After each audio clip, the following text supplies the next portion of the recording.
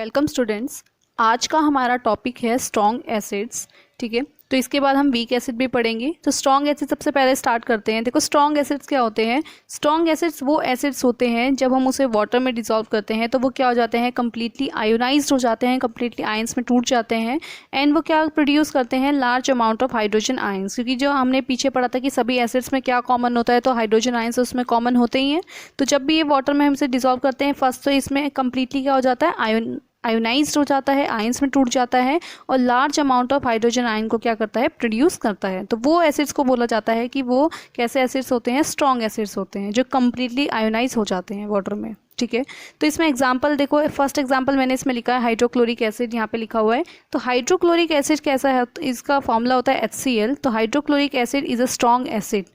तो देखो HCl की अगर यहाँ पे मैंने इक्वेशन लिखी हुई है कि HCl जो है अगर एक्वस स्टेट में है, मतलब वाटर में है, तो आयंस में टूट रहा है, कम्प्लीटली आयोनाइज्ड हो रहा है और क्या यहाँ पर बना रहा है, H+ आयन, मतलब hydrogen ion, and Cl- ion. ठीक है, तो हाइड्रोक्लोरिक एसिड क्या है, स्ट्रॉन्ग एसिड है। कुछ अदर एग्जांपल्स भी हैं स्ट्रॉन्ग एसिड के, जैसे इसमें है sulphuric acid, nitric acid. Sulphuric acid का फॉर्मूला होता है H2SO4। यहाँ पे लिखा नहीं है मैंने, पर आई होप आपको पता होगा, नहीं पता तो आप लिख सकते हो। सल्फ्यूरिक एसिड का क्या होता है, H2SO4, एंड नाइट्रिक एसिड का होता है HNO3। तो ये दोनों भी कैसे एसिड्स हैं, स्ट्रॉन्ग एसिड्स हैं, क्योंकि ये भी जब हम इसे वाटर में करते हैं डिजॉल्व तो ये फुली आयोनाइज हो जाते हैं, कम्प्लीटली आयोनाइज हो जाते हैं और large amount of hydrogen ion को प्रोड्यूस करते हैं। ठीक है, तो यहाँ पे देखो ये जो एरो आपको इसमें इक्वेशन में दिख रही है यहाँ से यहाँ तक, तो इस एरो का मतलब क्या है, ये जो सिंगल एरो आपको पॉइंटिंग हो रही है इधर टूवर्ड्स, मतलब इस इक्वेशन में, तो ये इंडिकेट क्या कर रही है कि जो हाइड्रोक्लोरिक एसिड है वो कम्प्लीटली आयोनाइज्ड हो चुका है और क्या बन चुके हैं, यहाँ पे आयंस बन चुके हैं, ये पॉजिटिव आयन, ये नेगेटिव आयन। ठीक है, अब इसमें जो वर्ड हम यूज़ कर रहे हैं बार बार स्ट्रॉन्ग, तो इस स्ट्रॉन्ग का मतलब क्या है, ये जो स्ट्रॉन्ग का यहाँ पे मतलब है ये बताता है डिग्री ऑफ आयोनाइजेशन को, कि कितना डिग्री ऑफ आयोनाइजेशन, कितना डिग्री ऑफ आयोनाइजेशन हो रहा है। ये हमारा एसिड का कंसंट्रेशन को शो नहीं करता है, इसको रेफर नहीं करता है। तो ये जो वर्ड हमें स्ट्रॉन्ग एसिड्स लेने हैं, तो स्ट्रॉन्ग का मतलब है आयोनाइजेशन से, डिग्री ऑफ आयोनाइजेशन से। यहाँ पे ये मतलब नहीं है कि कंसंट्रेशन ऑफ एसिड कितना है। ठीक है, अब इसमें एक चीज़ और, अगर देखो हमारा जो हाइड्रोजन आयन है, अगर हमारे सॉल्यूशन में वो हाइड्रोजन आयन का अमाउंट ज़्यादा होता है, तो इसका मतलब क्या है कि जो स्ट्रॉन्ग एसिड्स हैं वो जल्दी से हमारे रिएक्ट कर जाएंगे अदर सब्सटेंसेस के साथ। अगर हाइड्रोजन आयन का जो कंसंट्रेशन है या हाइड्रोजन आयन का जो अमाउंट है हमारे सॉल्यूशन में, अगर वो ज़्यादा होता है तो वो क्या कहलाते हैं, वो स्ट्रॉन्ग एसिड्स होते हैं। वो स्ट्रॉन्ग एसिड्स जो होते हैं वो जल्दी से क्या कर जाते हैं, अदर सब्सटेंस के साथ रिएक्ट कर जाते हैं। अदर सब्सटेंसेस का यहाँ पे मतलब है जैसे मेटल्स में, मेटल से, मेटल कार्बोनेट से, या फिर मेटल हाइड्रोजन कार्बोनेट से, और भी हो सकते हैं। ठीक है, अब स्ट्रॉन्ग एसिड्स में क्या होता है, एक चीज़ और है, जो स्ट्रॉन्ग एसिड्स होते हैं, ये मैंने लिखा नहीं है तो आप इसको मैं बोल रही हूँ तो आप इसको नोट कर सकते हो कि जो स्ट्रॉन्ग एसिड्स होते हैं उनकी जो इलेक्ट्रिकल कंडक्टिविटी होती है, इलेक्ट्रिकल कंडक्टिविटी होती है वो कैसी होती है, हाई इलेक्ट्रिकल कंडक्टिविटी होती है स्ट्रॉन्ग एसिड्स की। ठीक है, तो अब इसकी देखो, इसमें जो इलेक्ट्रिकल कंडक्टिविटी हाई है, साथ ही साथ इसमें क्या है, ये जो हाइड्रोजन आयन की अगर सॉल्यूशन में हमारी कंसंट्रेशन ज़्यादा हो जाती है तो इसी वजह से जो इलेक्ट्रिकल कंडक्टिविटी होती है वो हाई होती है, क्योंकि जो हाइड्रोजन आयन की कंसंट्रेशन है वो ज़्यादा हो रही है और उसकी वजह से हमारी इलेक्ट्रिकल कंडक्टिविटी भी हाई हो रही है। ठीक है, तो इसका मतलब इससे क्या कंक्लूजन निकला, इससे निकला कि जितने भी हमारे स्ट्रॉन्ग एसिड्स होते हैं सभी क्या होते हैं, स्ट्रॉन्ग इलेक्ट्रोलाइट्स होते हैं। सभी क्या होते हैं, स्ट्रॉन्ग इलेक्ट्रोलाइट्स। ओके, तो नेक्स्ट हमारा भी टॉपिक है वीक एसिड्स। तो अभी हमने पीछे देखो स्ट्रॉन्ग एसिड्स पढ़ा था, अब मैं आपको वीक एसिड्स बताऊंगी। तो इसमें भी डेफिनेशन में आपको बताऊंगी, लेकिन एक चीज़ बोलती हूँ कि जो मैंने स्ट्रॉन्ग एसिड्स में बताया था उसको आप कंपेयर करके चलना वीक एसिड से। ये आपको डिफरेंस बिटवीन भी बता देगा, अगर आपको लिखने के लिए आएगा कि difference between strong acids and weak acids, तो आप कंपेरिजन कर सकते हो। ठीक है, तो स्टार्ट करते हैं। देखो वीक एसिड्स कौन से एसिड्स होते हैं, which is partially ionised in water, मतलब ये कम्प्लीटली आयोनाइज, कम्प्लीटली आयंस में नहीं टूटते हैं, कम्प्लीटली आयोनाइज नहीं होते हैं, ये कैसे होते हैं, पार्शियली आयोनाइज होते हैं। एंड जो हाइड्रोजन आयन जो प्रोड्यूस करते हैं वो ये करते हैं स्मॉल अमाउंट में। ठीक है, तो आप डिफरेंस देख सकते हो। देखो स्ट्रॉन्ग एसिड्स में क्या था कि वो कम्प्लीटली आयोनाइज हो जाते हैं वाटर में और large amount of hydrogen ion produce करते हैं, लेकिन वीक एसिड क्या होते हैं, जो पार्शियल आयोनाइज होते हैं वाटर में और small amount of hydrogen ions को प्रोड्यूस करते हैं। फर्स्ट डिफरेंस हो गया आपका। साथ ही साथ एग्जाम्पल की बात करें, उसमें हमने हाइड्रोक्लोरिक एसिड लिया था, इसमें हम लेते हैं एसिटिक एसिड। एसिटिक एसिड का फॉर्मूला होता है इसमें CH3COOH, और एक्वा स्टेट में है। तो देखो यहाँ पे जब ये आयंस में टूटा है तो ये टूटा है CH3COO माइनस और H प्लस मतलब हाइड्रोजन आयन।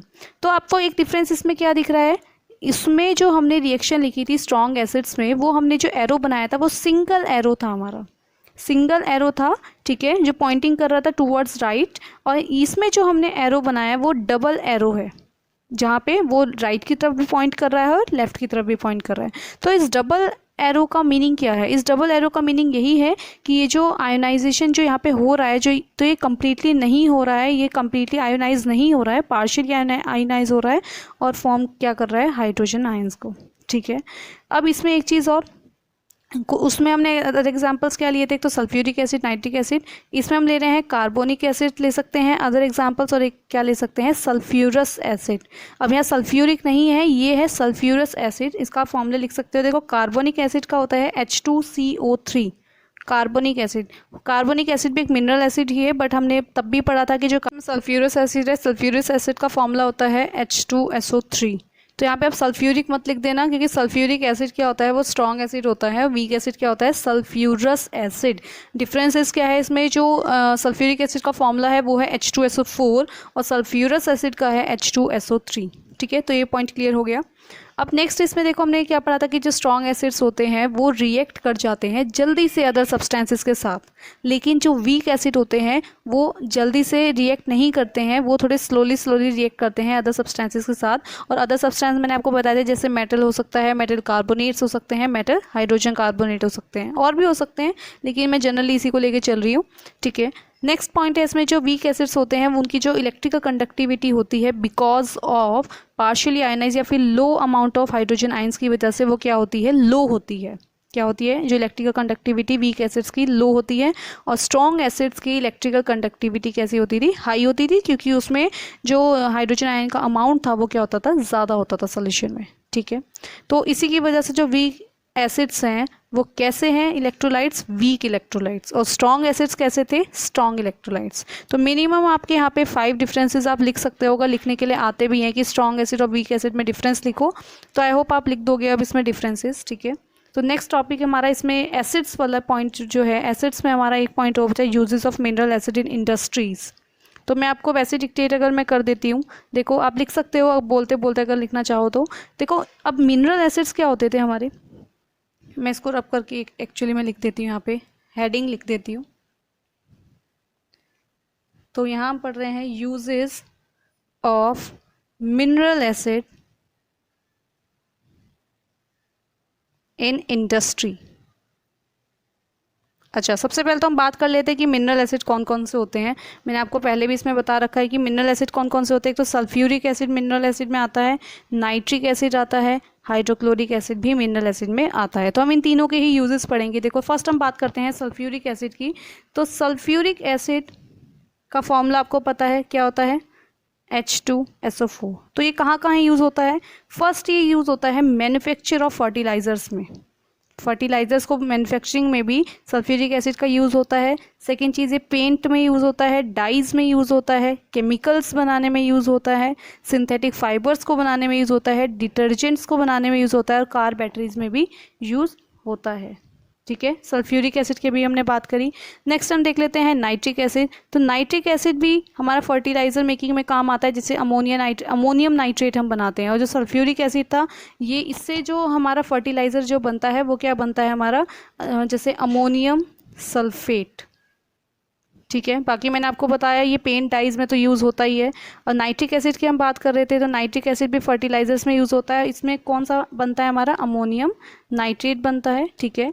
और सेकेंड ये डाइज प्लास्टिक्स में भी यूज़ होता है, एक्सप्लोजिव्स में भी यूज़ होता है। थर्ड हम बात करते हैं हाइड्रोक्लोरिक एसिड की, ठीक है। हाइड्रोक्लोरिक एसिड भी मिनरल एसिड है। तो ये यूज़ किस लिए होता है, जो क्लोरिक एसिड होता है ये हमारे डाई स्टफ्स में यूज़ होता है, टेक्सटाइल इंडस्ट्रीज़ में यूज़ होता है, फूड में यूज़ होता है, फूड और लेदर इंडस्ट्रीज जो होती हैं वहाँ पे भी हमारा यूज़ होता है हाइड्रोक्लोरिक एसिड। हाइड्रोक्लोरिक एसिड जो होता है वो कहाँ कहाँ मैंने आपको बताया अभी, एक तो फूड इंडस्ट्री में यूज़ होता है, टेक्सटाइल इंडस्ट्री में यूज़ होता है, लेदर इंडस्ट्री में यूज़ होता है, साथ ही साथ removing oxide film from steel objects, जो स्टील ऑब्जेक्ट्स होते हैं, अगर हम उसे ऑक्साइड की जो फिल्म जब उसके ऊपर जम जाती है तो उसको रिमूव करने के लिए भी हमें हाइड्रोक्लोरिक एसिड हम उसमें यूज़ करते हैं, ठीक है। और डाई स्टफ्स में होता है यूज़। तो ये हमारे कुछ मिनरल एसिड्स के यूजेस थे जो कि इंडस्ट्रीज़ में यूज़ होते हैं। तो यहाँ हमारा ये जो एसिड का टॉपिक है यहाँ पे हमारा ख़त्म हो गया एसिड का टॉपिक। अब इसके बाद जो हम नेक्स्ट वीडियो में पढ़ेंगे वो हम बेसिस से स्टार्ट करेंगे, क्योंकि एसिड में हमने काफ़ी ऑलमोस्ट सभी चीज़ों को कवर कर लिया है। नेक्स्ट हम स्टार्ट करेंगे बेसिस से। तो आई होप आपको समझ में आया हो।